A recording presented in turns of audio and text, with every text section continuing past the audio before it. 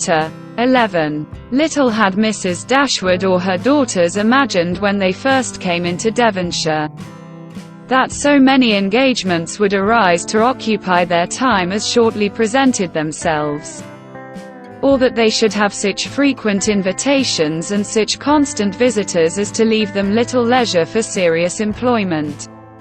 Yet such was the case. When Marianne was recovered, the schemes of amusement at home and abroad, which Sir John had been previously forming, were put into execution. The private balls at the park then began, and parties on the water were made and accomplished as often as a showery October would allow.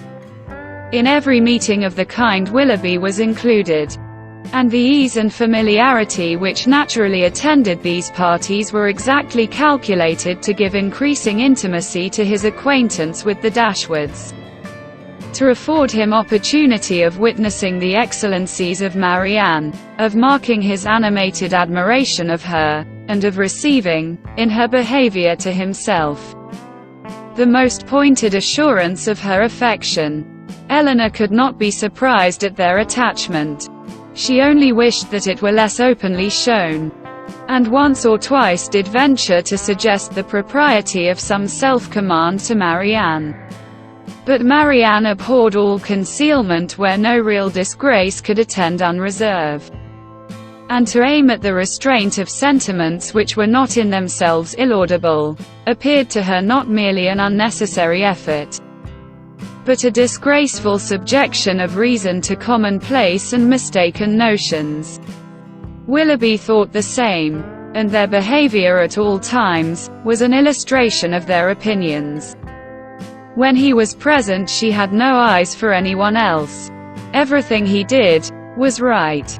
Everything he said was clever. If their evenings at the park were concluded with cards, he cheated himself and all the rest of the party to get her a good hand. If dancing formed the amusement of the night, they were partners for half the time, and when obliged to separate for a couple of dances, were careful to stand together and scarcely spoke a word to anybody else. Such conduct made him of course most exceedingly laughed at, but ridicule could not shame, and seemed hardly to provoke them.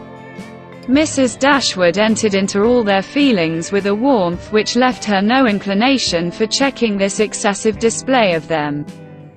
To her it was but the natural consequence of a strong affection in a young and ardent mind. This was the season of happiness to Marianne. Her heart was devoted to Willoughby, and the fond attachment to Norland, which she brought with her from Sussex, was more likely to be softened than she had thought it possible before, by the charms which his society bestowed on her present home. Elinor's happiness was not so great. Her heart was not so much at ease, nor her satisfaction in their amusements so pure. They afforded her no companion that could make amends for what she had left behind, nor that could teach her to think of Norland with less regret than ever. Neither Lady Middleton nor Mrs. Jennings could supply to her the conversation she missed, although the latter was an everlasting talker, and from the first had regarded her with a kindness which ensured her a large share of her discourse. She had already repeated her own history to Elinor 3 or 4 times, and had Elinor's memory been equal to her means of improvement, she might have known very early in their acquaintance all the particulars of Mr. Jennings' last illness, and what he said to his wife a few minutes before he died. Lady Middleton was more agreeable than her mother only in being more silent. Elinor needed little observation to perceive that her reserve was a mere calmness of manner with which sense had nothing to do. Towards her husband and mother she was the same as to them, and intimacy was therefore neither to be looked for nor desired. She had nothing to say one day that she had not said the day before. Her insipidity was invariable, for even her spirits were always the same. And though she did not oppose the parties arranged by her husband, provided everything were conducted in style and her 2 eldest children attended her, She never appeared to receive more enjoyment from them than she might have experienced in sitting at home, and so little did her presence add to the pleasure of the others by any share in their conversation, that they were sometimes only reminded of her being amongst them by her solicitude about her troublesome boys. In Colonel Brandon alone, of all her new acquaintance, did Eleanor find a person who could in any degree claim the respect of abilities, excite the interest of friendship, or give pleasure as a companion. Willoughby was out of the question.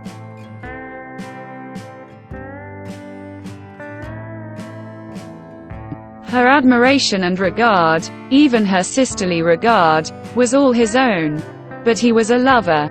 His attentions were wholly Marianne's. And a far less agreeable man might have been more generally pleasing. Colonel Brandon, unfortunately for himself, had no such encouragement to think only of Marianne. And in conversing with Eleanor he found the greatest consolation for the indifference of her sister. Eleanor's compassion for him increased, as she had reason to suspect that the misery of disappointed love had already been known to him. This suspicion was given by some words which accidentally dropped from him one evening at the park, when they were sitting down together by mutual consent, while the others were dancing. His eyes were fixed on Marianne, and, after a silence of some minutes, he said, with a faint smile, "Your sister, I understand, does not approve of second attachments." "No," replied Eleanor, "her opinions are all romantic. Or rather, as I believe, she considers them impossible to exist." "I believe she does. But how she contrives it without reflecting on the character of her own father, who had himself 2 wives, I know not. A few years however will settle her opinions on the reasonable basis of common sense and observation, and then they may be more easy to define and to justify than they now are, by anybody but herself." "This will probably be the case," he replied. "And yet there is something so amiable in the prejudices of a young mind, that one is sorry to see them give way to the reception of more general opinions." "I cannot agree with you there," said Eleanor. "There are inconveniences attending such feelings as Marianne's, which all the charms of enthusiasm and ignorance of the world cannot atone for. Her systems have all the unfortunate tendency of setting propriety at naught. And a better acquaintance with the world is what I look forward to as her greatest possible advantage." After a short pause he resumed the conversation by saying, "Does your sister make no distinction in her objections against a second attachment? Or is it equally criminal in everybody? Are those who have been disappointed in their first choice, whether from the inconstancy of its object, or the perverseness of circumstances, to be equally indifferent during the rest of their lives? Upon my word, I am not acquainted with the minutiae of her principles. I only know that I never yet heard her admit any instance of a second attachment's being pardonable. This," said he, "cannot hold. But a change, a total change of sentiments, no, no. Do not desire it. For when the romantic refinements of a young mind are obliged to give way, how frequently are they succeeded by such opinions as are but too common, and too dangerous.